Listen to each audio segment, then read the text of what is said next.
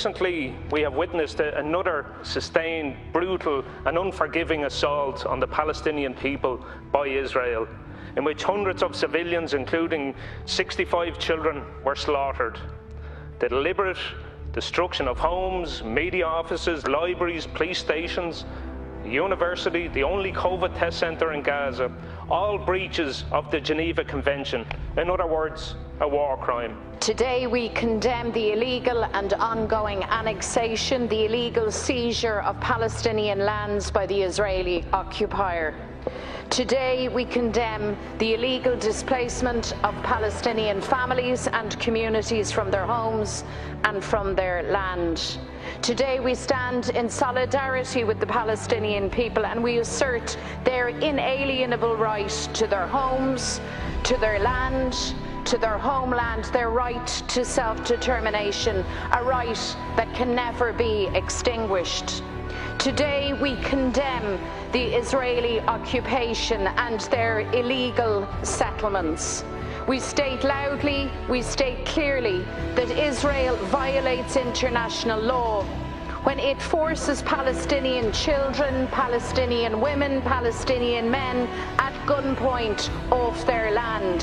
When they bulldoze their homes, Israel violates international law when it transfers its settlers to illegally occupy Palestinian homes and Palestinian land. Israel has no right, has no claim and has no title to the occupied Palestinian territories. Their land grab is illegal, their settlements are illegal, their behaviour is criminal.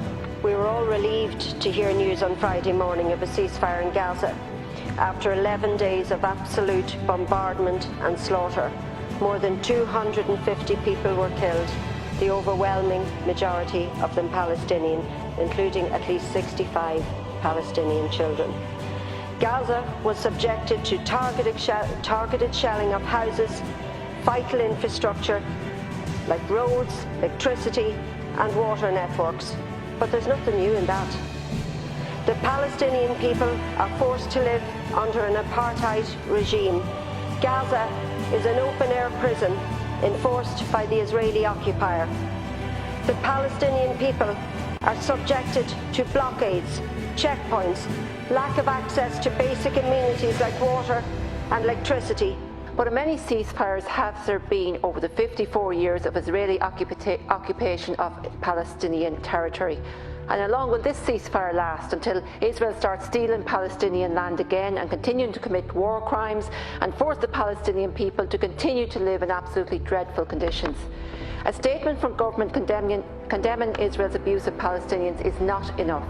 Statements such as these have done nothing to stop continued abuse by the Israeli state against the Palestinian people. Israel has continually, over the last 54 years, committed war crimes with no fear of consequences because they've never had to face any. Ireland is part of the EU, and we're part of the UN. And so why are these organisations not doing more to stop this cycle of violence? The state here has a responsibility to call out the illegal Israeli occupation of Palestinian lands and that system of apartheid that have enforced for over 5 decades. The world has looked on in horror at the barbaric violation of basic human rights of Palestinians by Israel. The Israeli military onslaughts have driven Palestinians out of their homes in the West Bank, East Jerusalem, and forced them into the open-air prison that's called Gaza, where missiles have recently rained down on top of innocent men, women and children, killing 64 children and hundreds of adults. Palestinians are trapped, denied water, sanitation, electricity, medical supplies and basic building material. They're rendered homeless and stateless by an army that has been complicit and has the complicit support of some of the international community, who should hang their heads in shame. The European Union could have done more, but it has shown itself to be a paper tiger. It has failed to take action, and compare this to the swift and correct action in relation to Belarus within 24 hours. I do welcome the action that has been taken in relation to Belarus, but this has to also be done on behalf of the Palestinians. And what we have here is, we have a weapon that we can give to the minister. What it is It's accepting the reality the Palestinians are dealing with of annexation. He needs to go to Europe with this, and we need to demand that there are sanctions and that there are consequences, because the Israelis have never had that.